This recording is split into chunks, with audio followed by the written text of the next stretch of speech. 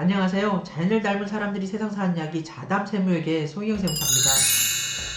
오늘은 앞으로 다가올 종합소득세 신고와 관련한 프리랜서 등 인적 용역 사업자에 대한 그 소득세 신고 내용에 대해서 잠시 살펴볼 텐데요. 오늘 살펴보는 내용이 여러분들이 종합소득세 신고하는데 많은 도움이 되었으면 좋겠습니다. 자, 시작하겠습니다. 첫 번째, 프리랜서란 개인이 물적 시설 없이 근로자를 고용하지 않고 독립된 자격으로 사업체에게 인적 용역을 제공을 하고 보통 3.3% 원천 징수로서 세금을 납부하고 그 대가를 받는 소득자를 말합니다.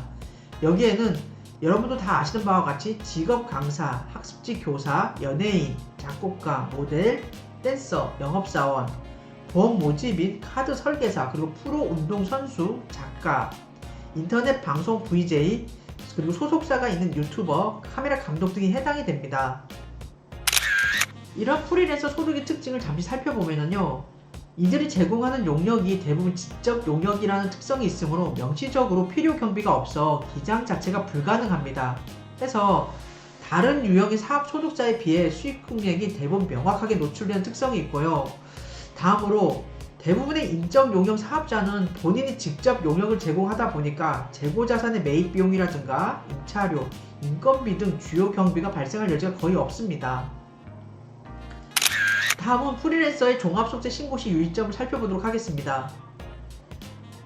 인적 용역 사업자는 사실상 비정규직 근로자 또는 일용직 근로자이거나 이와 유사한 자들임에도 불구하고 일용 근로자와 같이 원천 징수로 납세 의무가 종결되거나 혹은 상용 근로자와 같이 연말정산으로 납세 의무가 종결되지 않고요. 반드시 다음 연도 5월에 종합소득세 신고 납부 절차를 별도로 이행하여야 합니다.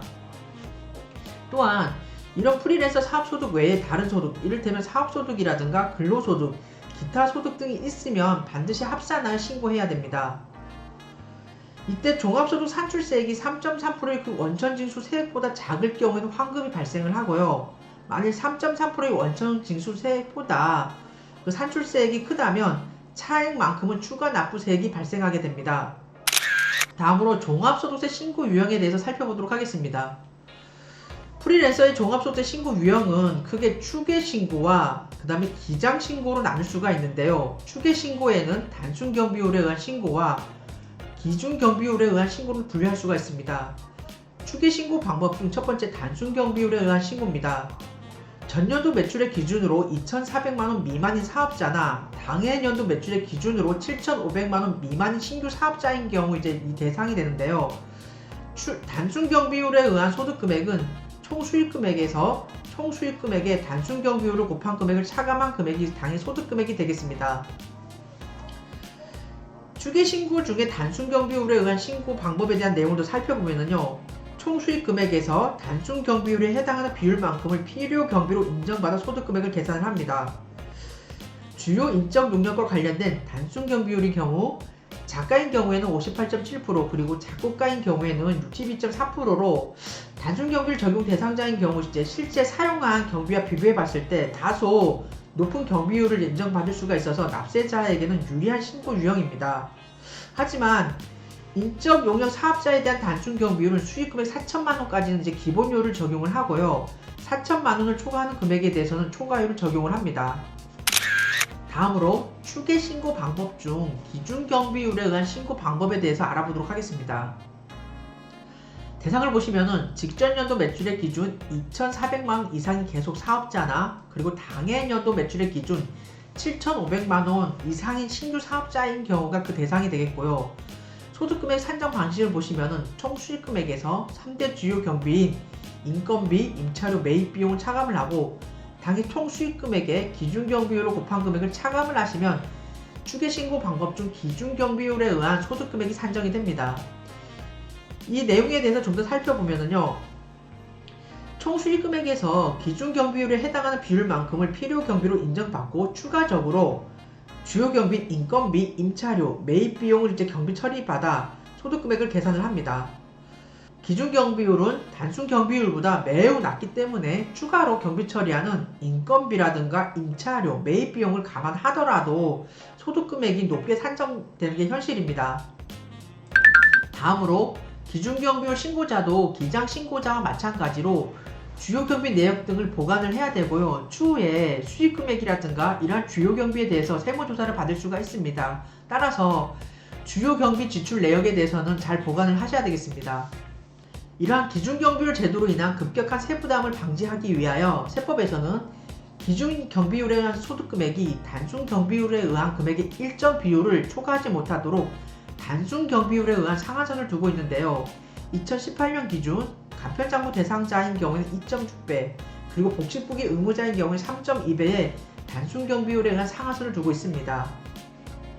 기준경비율에 의하여 소득금액을 계산하는 경우 이는 이제 추계신고에 해당하므로 기장 의무에 따라서 간편장부 대상자인 경우에는 신고 불성실 가산세가, 그리고 복식부기 의무자인 경우에는 신고 불성실 가산세와 무기장 가산세 중에 큰 금액이 부과되고요.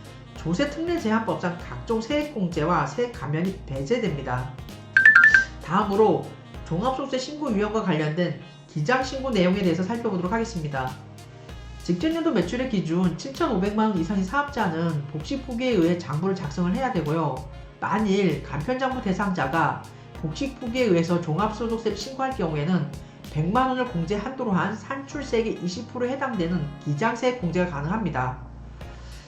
또한 복식부기 의무자가 추계신고 시에는 기준경비율 적용 대상자이나 추계소득 계산 시 그 주요 경비 외에 추가로 적용하는 기준경비율은 2분의 1만 적용해야 됩니다.